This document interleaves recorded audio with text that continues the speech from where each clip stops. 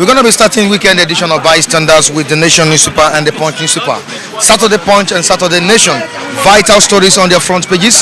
Of course, it's still Bystanders at newsstands on Flip TV, and I have my reviewers here ready to express their own views concerning these stories we have here. Bet sit with me. They are topical stories you would like to to listen to or to watch. All right, we have the Nation right here on Elders Crisis. The Nation on Elders Crisis. Oni Ogun Monarch in verbal war. Oni Ogun Monarch in verbal war. Fear grips Kwara South over influx of elders. Soldiers storm Ogun villages again over the Nation's report. How Sunday Igboho'S supporters raised 11 million for buses. Federal government using back channels to resolve crisis, says Lai Mohammed. ECOWAS court rules on herdsmen's killings suit. Others April 12. Quickly to the down part of the paper. Bandits more willing to listen to Sheikh Gumi than government, says Lai Mohammed. Adultery allegation. Apostle Suleiman sues pastor for 5 billion naira. 4 injured as hoodlums attack Amotekun in Ibadan. Federal government lifts ban on Emirates flights, and on top of the paper we have a story that is trending everywhere in Nigeria. Anger as CBN bans buying sale of Bitcoin cryptocurrency. Nigerians accuse federal government of dragging country back with bad policies. 2023, I will never malign Tinubu, says Wike. And another one here on Okonjo-Iweala. US backs Okonjo-Iweala for WTO DG job as Korean rival quits. The sad story here, let's read it out. 6 killed as bandits open fire on commuters in Kaduna State. And to the Punch newspaper, the Saturday Punch with a very interesting one here. WHO disqualifies Nigeria, 8 others from global vaccine bid. Cites poor storage facility, fears wastage of planned 100,000 doses. And we have other stories on the front page of this journal. Quickly to the top of the paper. Insecurity, APC's best, not yet good enough, says Governor Fayemi of Ekiti State. Experts kick as CBN orders closure of crypto accounts. And the last story we'll be reading to you viewers. Varsity workers insist on strike as federal government declares action illegal. Varsity workers insist on strike as federal government declares action illegal. Of course, we have our reviewers set to express their views on these topical stories. Let's quickly join them. I'll be right back.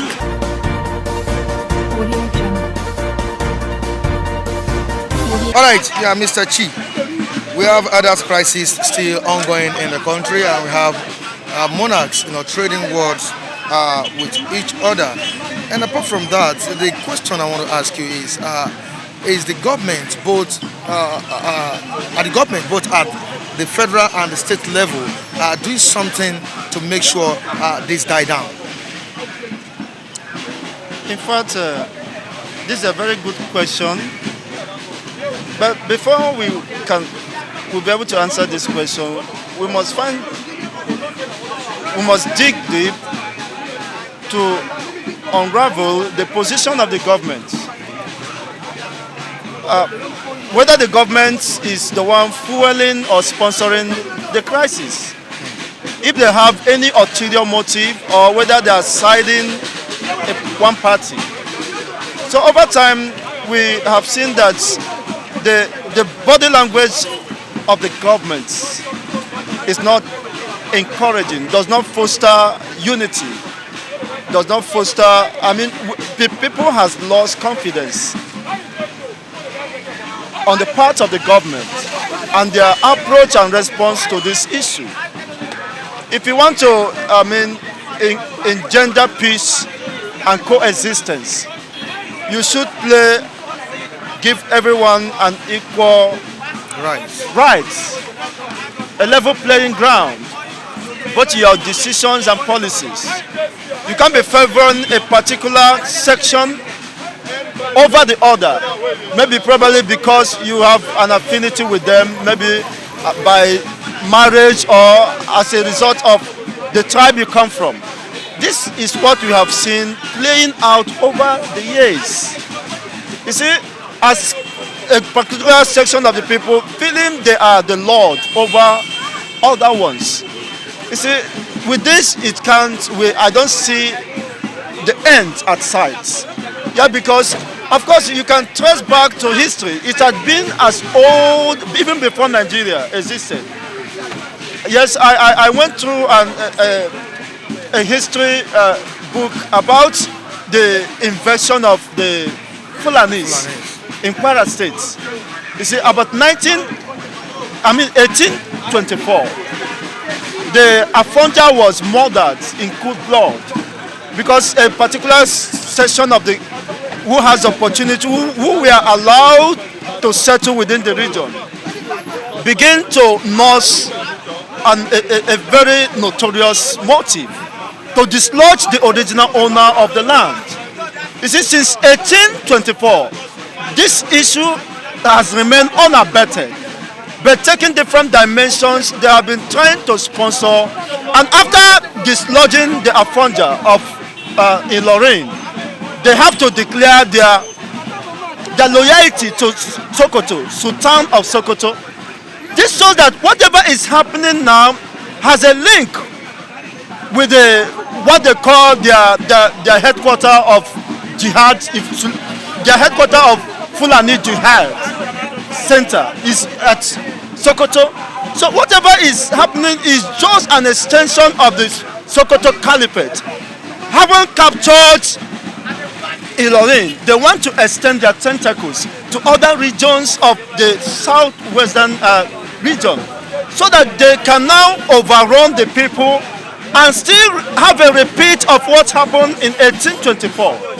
So we must get to understand the roots of this problem and the end, how we can provide solution to a lasting solution, not just a fire brigade approach, just to cushion the effect, and after 10 years or 20 you see a repeat, a recycling of the same process.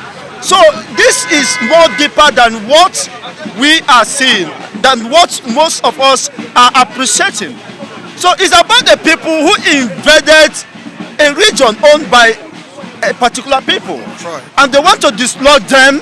Over time, it seems they tend to succeed. And look at, there have been almost 2 attempts by the Yoruba race to recover the lost glory, to recover the lost, of which of these 2 attempts they failed. And that does not suggest they have lost the battle. That does not suggest the enemy has taken over. So this is exactly, I think, from that position, Chief Sunday Igboho was coming from that angle. That, of course, when I look through his eyes, I can see the fire burning in him. That it is high time we recover our lost glory, our lost inheritance that was taken over by people we accommodated. People, as a result of our liberal mind, we accommodated the Fulanis and give them a place to stay.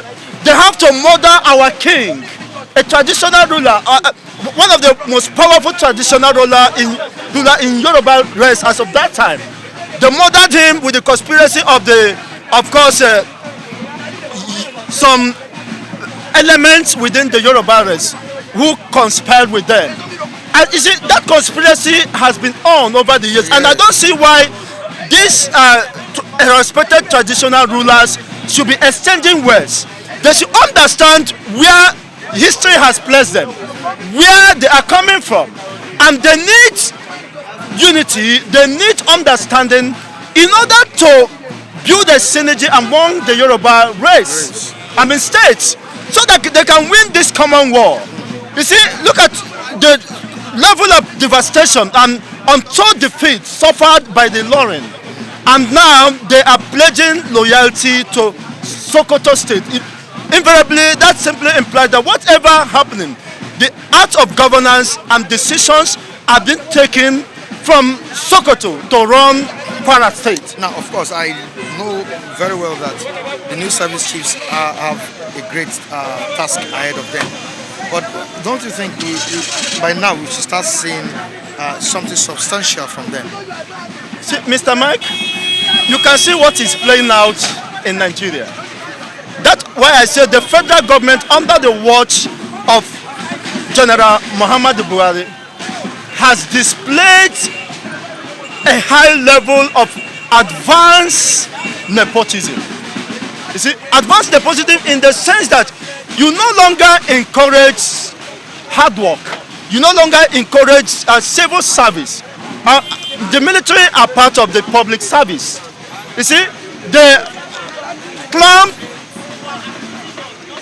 gradually, in the ladder of their promotion by virtue of their service and the proficiency they put in service. Now, you are now destroying that fabric, that structure that encourage people to serve with all their hearts. And look at the IG of police. The next person after IG police is an Igbo man. And you saw that the only person that can assume the position of IG is from the southeastern region. And you have to extend the tenure of a man that have elapsed. It's older than the stipulated years. He should be in service, in public service. And you have to extend it for 3 months. And mind you, the Igbo man who should succeed him has to retire, has to get to 60 years by April. In other words, you have just dislodged this man and frustrated him from living out his dream of getting at the pinnacle or hierarchy, the highest level of his profession. You see, by that 3 months, this man must have been due. The second man who should have taken over must have been due for retirement. You see, you can see the kind of politicking, even and the level of insincerity on the part of the government. So, for me, I don't see anything different, even with this new service chiefs. Because the people that installed them, that appointed them, has no intention of building Nigeria. They want to overrun the Nigeria state and build up their own caliphate. And this they have shown the level of unparalleled commitment in achieving against the wish of the Nigerians, who has promoted, of course, coexistence over the years. I was once brought in Kano State. I was born in Kano State. By virtue of birth, I'm a citizen of Kano State. You see, this is not how I saw the Hausa people behaving. They are more accommodated people and so liberal, but the structure and the fabrics of unity has been destroyed. So the center could no longer hold. Look at the most respected politician, Nigerian politician, in person of Zik, Dr. Zik. During his lifetime, he gave his life to the service of Nigeria in building the unity and coexistence of Nigeria. But unfortunately, before he left, before his demise, he made a very pathetic, very touching statement that broken bottle has no mequatarism. And Nigeria, he described Nigeria as a broken bottle which has no remedy. You cannot mend broken bottles. What is needed is to discard this broken bottle, because it could no longer serve the interests of the people or any section of the society. So the best thing is to dismantle this business entity that was brought together to serve the British business interests.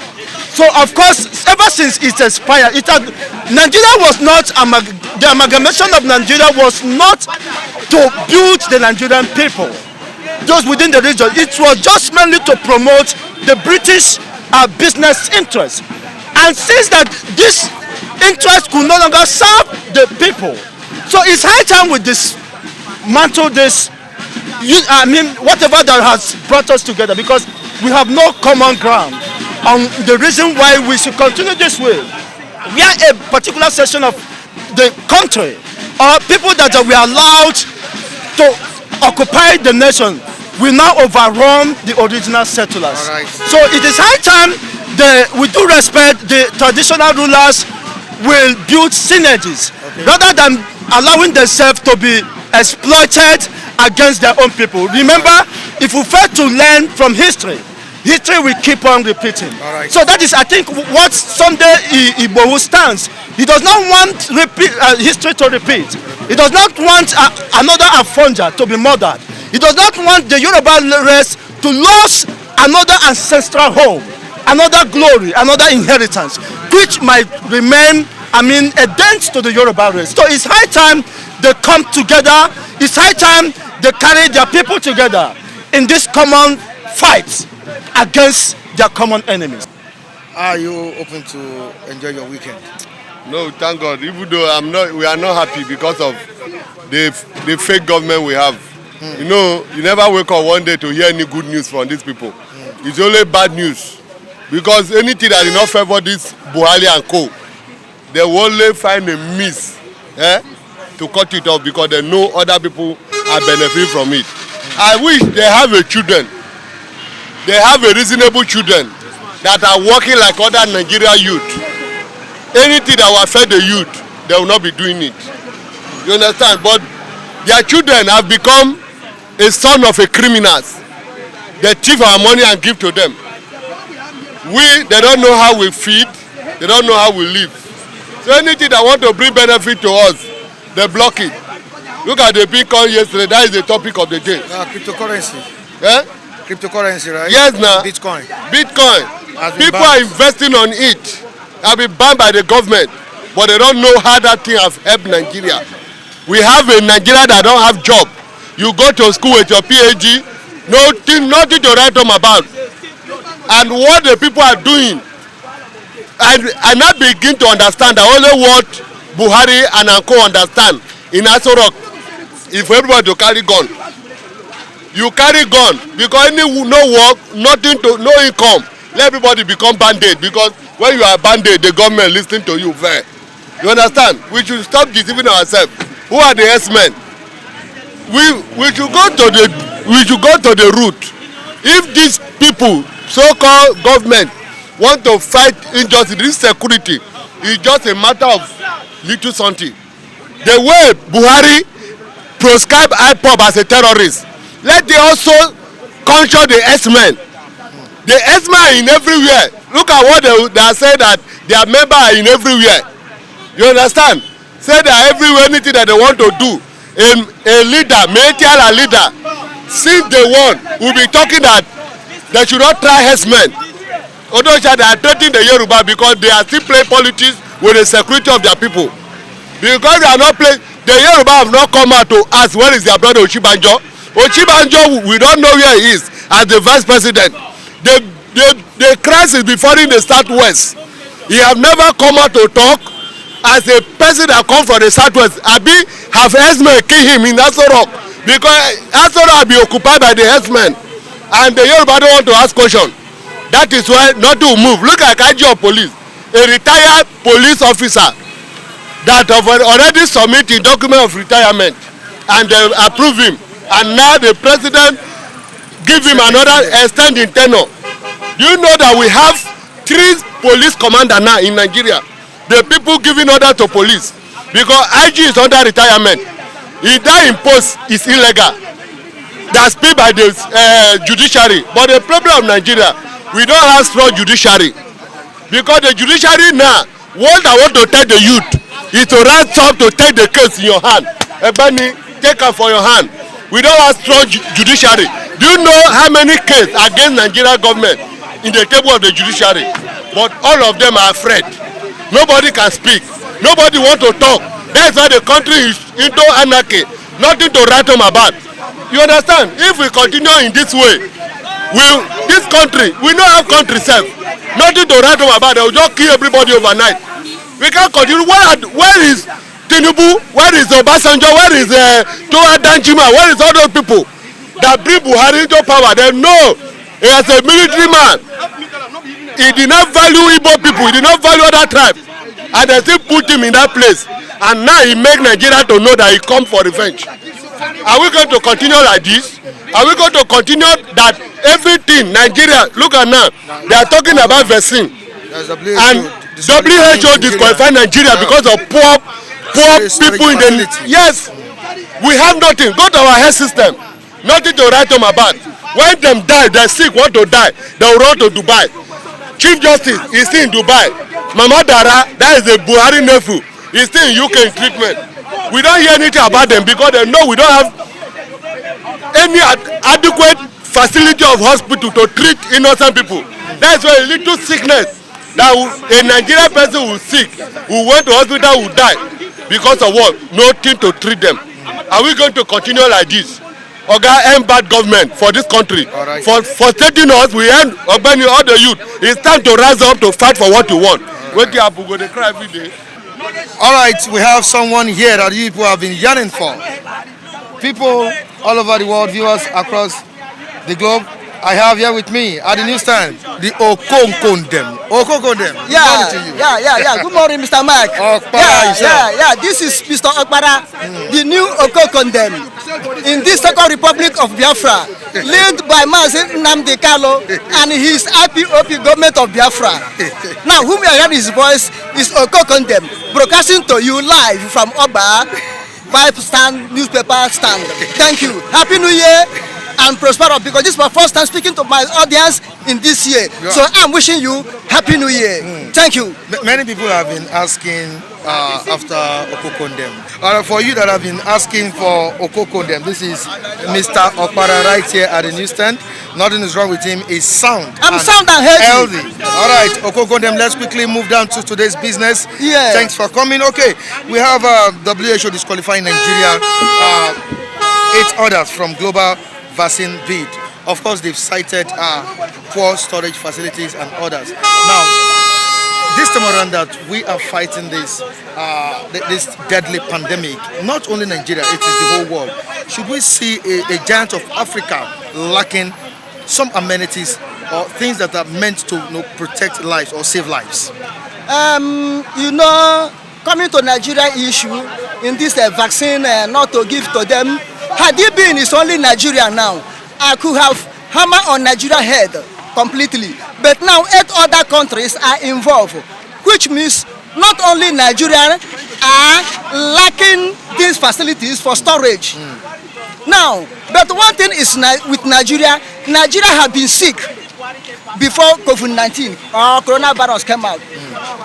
We don't have medical equipment to storage or whatever.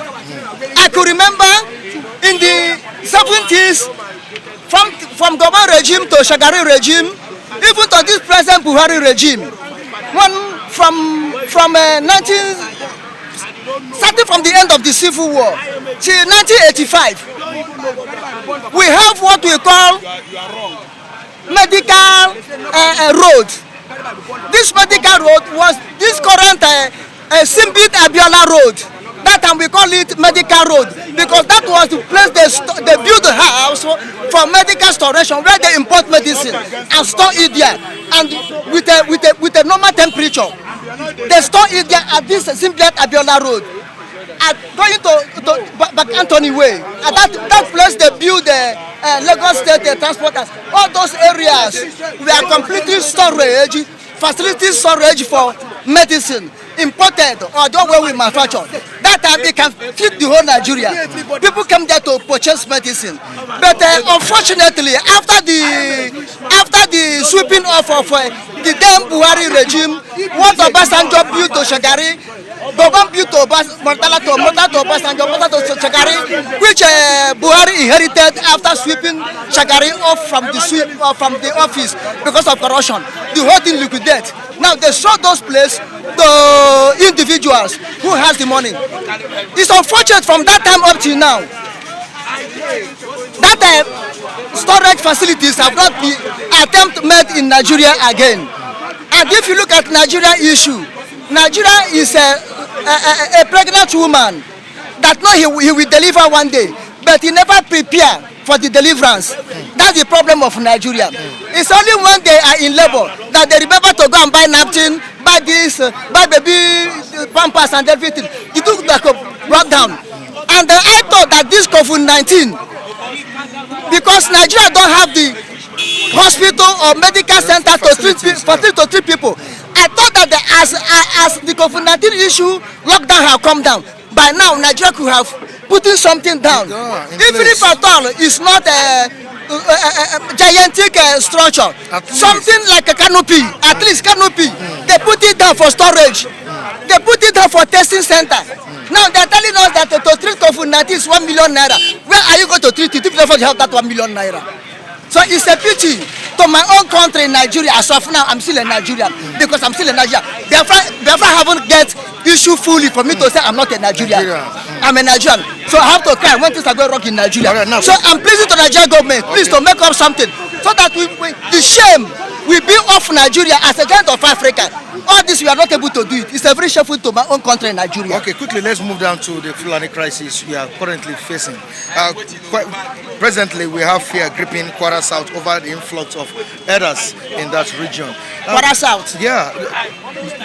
Yesterday, Miyetti Allah also threatened Ondo state government. Of course, you know what went on in Ondo state some weeks ago, where the governor of that state, Akeredolu, told the herders to vacate the forest reserve. Now, what should the government do? Because we've not really seen the impact of government in making sure this is averted.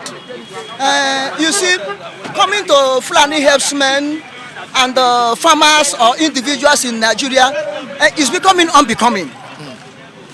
I think this time around, it's only God intervention will solve the problem.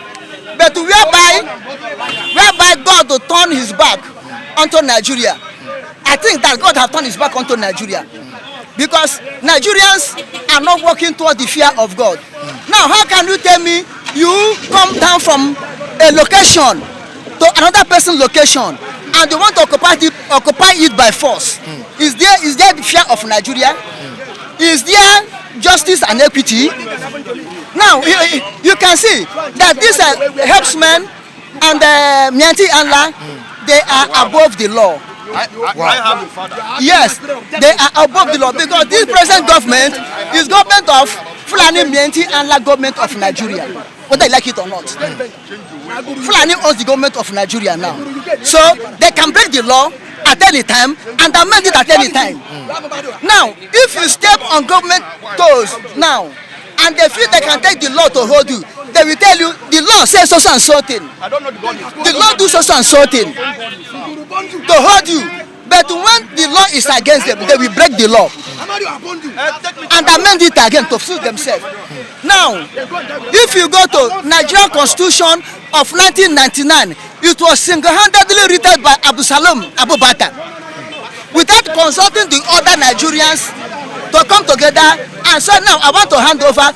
What is the outcome? What is the way forward? How can we put a new constitution that will favor Nigeria? It's just like the amalgamation of Nigeria in 1914, but look at it, imposed it on Nigeria. That's how the constitution of 1999 imposed on Nigerians, because Nigerians were tired of military. They wanted civilian rule by all means. They have to accept it.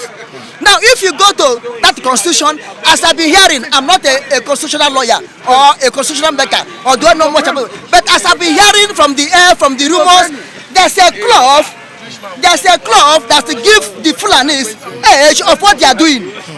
There's a clause in the law, in the constitution. If there's no clause, they cannot be doing what they are doing.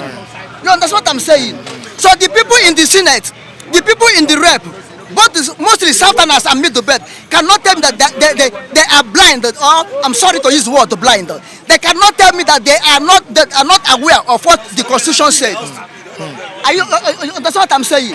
They cannot tell me that they are unaware of what the constitution said. Now they should go to the constitution and amend it. If middle belt, the Easterners, the Southerners, the Westerners, the Southerners and middle belt come to agreement on one accord, no matter how the co-notes are numbered, they will outnumber them to review the constitution, to know why these people are behaving like this, whether there's no clause in the constitution that bind them up to do what they're doing in Nigeria today. Thank you.